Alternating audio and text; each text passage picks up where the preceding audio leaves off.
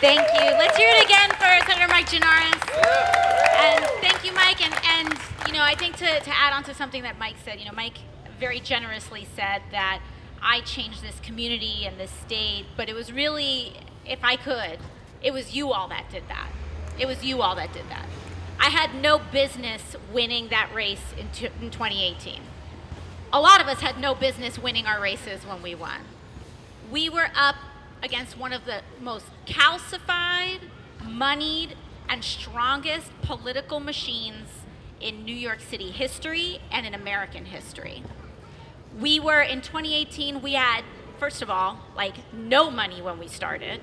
And then after years running, at the end of the day, on that primary night, we were clocked in. Maybe we had $300,000 spent total over several years versus a couple $1 million that were spent against us in the primary. I mean, we were up against ads being aired during Yankee games. And you all sent us to Washington anyway. That was you all. That was Astoria. That was also Jackson Heights. It was the Bronx. It was Parkchester. It was Corona. It was East Elmhurst. They said, you know what? You can't buy our votes either.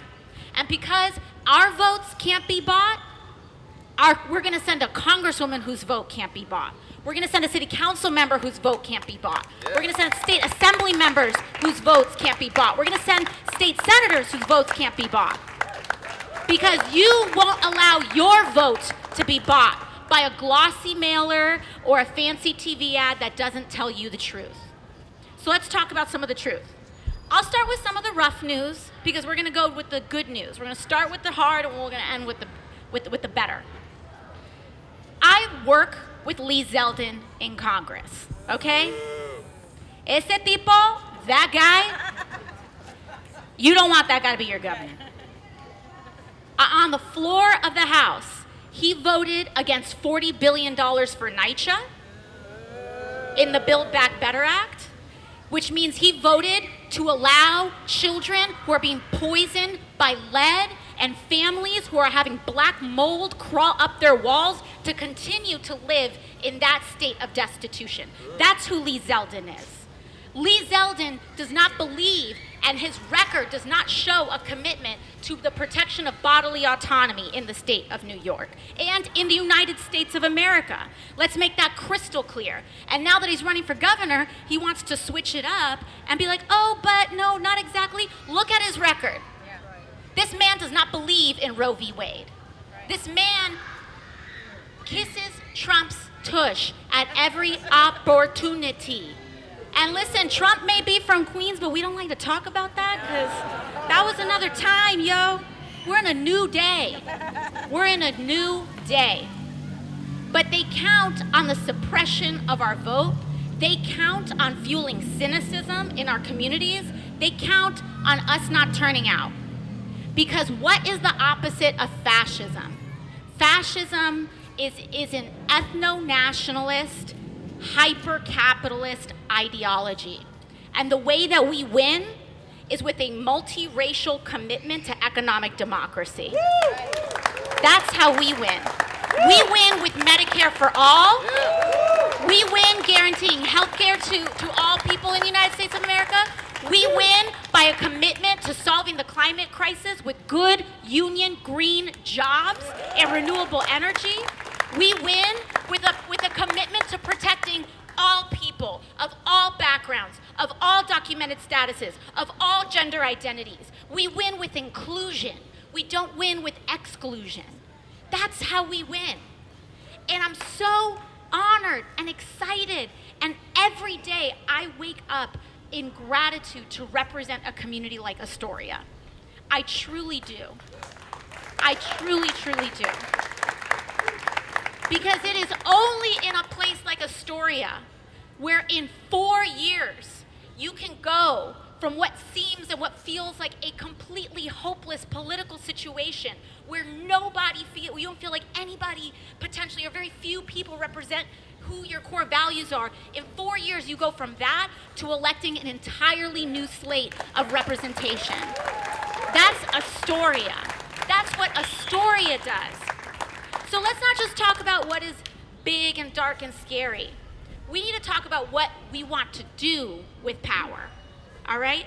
Let's talk about what we want to do with power and what we have done with power. As what was mentioned, we have activists that have been elected. You have on the city council level someone who works as an abolitionist, who's able to advocate for a reimagining of public safety, making the argument that when we invest in mental health services, when we get rapid responders who can make sure that we are investing in people's social well-being, we will be able to create safety in our subway systems. And then when we do that, we echo it on the national level. This past year, we've been making this argument about public safety, about what actually keeps us safe, and using evidence to actually make policy. And what we did, and that's right, we have to use evidence, not fear-mongering, not scaring, because let's call it out. A lot of media has been contributing to complete misperceptions about what keeps us safe and what doesn't keep us safe. New York Post being a big one, for sure. And one of the things that we know is that we started working with Jacobi Medical Center last year. And we said, I'm going to take this case to the federal level, and we're going to bring back over $500,000 to Jacobi Medical Center. And we're going to take people who, when they are admitted in an incident of violence, instead of making the center of response the police precinct, we're going to make it the hospital. We're going to bring in social workers, psychiatrists, housing specialists. We're going to make sure that we get violence interruption. We're going to interrupt any desire for retribution. And what did we find? Reoccurrence of violence fell by more than 50%. More effective than any other intervention that we've seen on the books. Investing in people works. We want to talk about public safety? Let's talk about public safety. How is Lee Zeldin going to make us safer when he wants to put more guns in these streets? Right. Riddle me that. Yeah. Riddle me that. How are we going to make our city safer when this dude wants to blow open the iron pipeline and allow all these guns in from Georgia and South Carolina and Ohio? That don't make no sense to me. Yeah, that's right. Doesn't make any sense to me. So when they try to raise the fear, we got to ask for the plan. For the plan. We have a plan to keep us safer. We have a plan to introduce renewables. We have a plan for a Green New Deal. We have a plan for social housing and keeping rents down in this city. We've got the plan. They've got the fear. And we will not relent to that. We will not bow down to that. We will keep fighting for a better future. We will keep electing people at every slate of the ballot and talking about when people want to start fear-mongering about the idea of democratic socialism. You know what it means? It means we value democracy and society over the love of capital. That's what it means.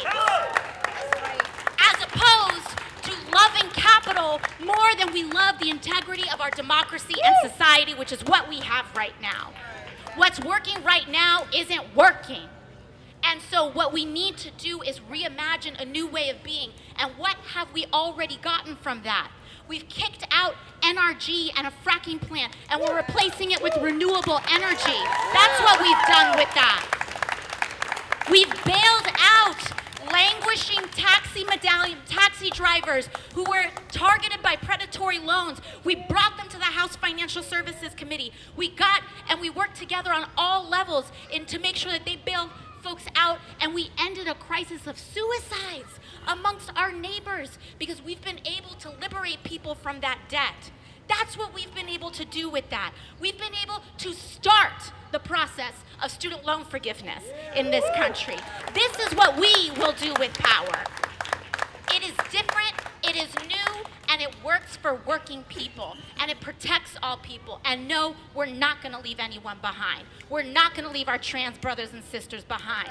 We're not going to leave our undocumented brothers and sisters behind. We're not going to leave the poor behind, because chopping everybody bit by bit is how we've gotten into this mess in the first place. So if someone tries to give us a problem for standing up for everybody, you tell them, I'll stand up for you too. Even if you don't like me, I'm still fighting for your health care. We're not going to give up until we win the world that we're fighting for. but we have to do it by turning out the vote. And if you want Democrats to step it up and fight harder, cast your ballot for them on the Working Families Party line. Yeah. Let them know that we want more. Let them know that this is just the beginning. That's what we say when we cast our ballot for on that Working Families Party line. So make sure you turn that out, because while other folks may take some elections for granted and may take some electorates for granted, we don't. We will not. We will turn out our community, and we let folks know that it's not just top of the ballot that drives out the vote, bottom of the ballot and grassroots movements and people's movements drive out the vote too. So thank you all so very much. I so appreciate you. Let's get your early ballot in. If you're going out to dinner, if you're getting brunch tomorrow, make sure you hit up your friends with a brunch invite. Say, here's your polling station too, by the way. Everybody show up with their sticker before you get your chicken and waffles tomorrow, okay? Show off your voting sticker and make sure that you're just hitting everybody up. Hey, did you vote? Did you cast that early ballot? You can do it today and tomorrow. These are the last days that you can cast your early ballot. After that, you got to wake up before work or go after work or vote anytime if you're not working on Tuesday. But aside from today and tomorrow, Tuesday is the last day to cast your ballot. Let's get it in. Let's get this done, and let's win the New York that we deserve. Yeah.